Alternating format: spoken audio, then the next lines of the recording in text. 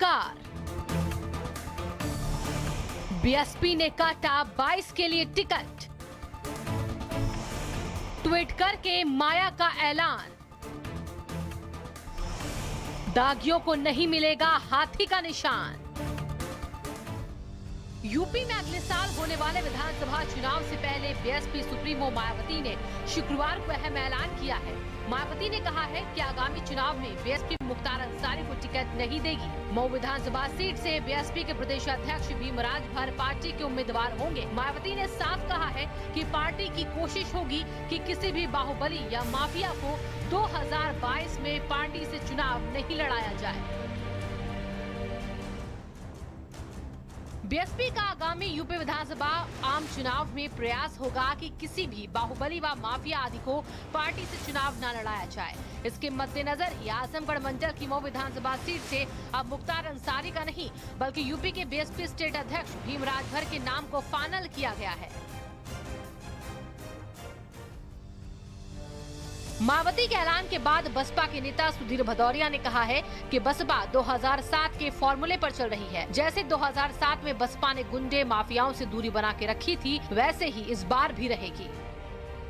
2007 के अंदर बहन मायावती जी जब मुख्यमंत्री बनी, हमारा नारा था चढ़ गुंडों की छाती पर मोहर लगेगी हाथी पर। इस तर्ज पर उत्तर प्रदेश में बहुजन समाज पार्टी चुनाव लड़ेगी और हम लोगों ने भीमराज भर जी जो हमारे प्रदेश के अध्यक्ष हैं उनको चुनाव में उतारा और अवश्य उनकी भी जीत होगी और प्रदेश में बहुजन समाज पार्टी की सरकार बनेगी बहन जी के नेतृत्व में। वहीं बीजेपी नेता मुख्तार अब्बास नकवी ने मायावती के इस कदम को केवल सियासी स्टंट बताया है और कहा है जनता बसपा के मंसूबों को जान चुकी है।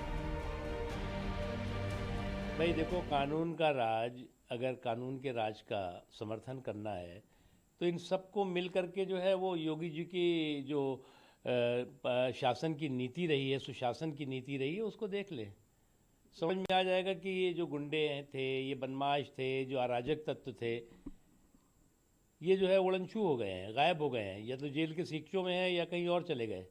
मैं ये आश्वासन देता हूं कि अगर मुख्तार अंसारी साहब चुनाव लड़ना चाहें तो मजलिस इत्तेहादुल मुस्लिमीन के दरवाजे उनके लिए खुले हैं और हम उनको टिकट देंगे।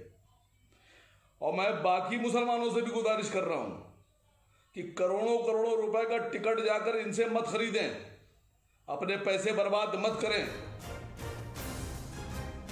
इससे पहले मायावती ने प्रबुद्ध सम्मेलन को संबोधित किया था। कहा था कि 2022 विधानसभा चुनाव में यदि बीएसपी की सरकार बनती है तो वो इस बार पहले की तरह इमारत और पार्क नहीं बनवाएंगी बल्कि जमकर विकास करवाएंगी। और अब पार्टी में शामिल बाहुबलियों की टिकट काटना उसी का एक हिस्सा है और जिसका साफ संदेश है कि बीजेपी और सपा को टक्कर देने को बसपा पूरी तरीके से तैयार है। स्पेशल रिपोर्ट, भारत समाचार।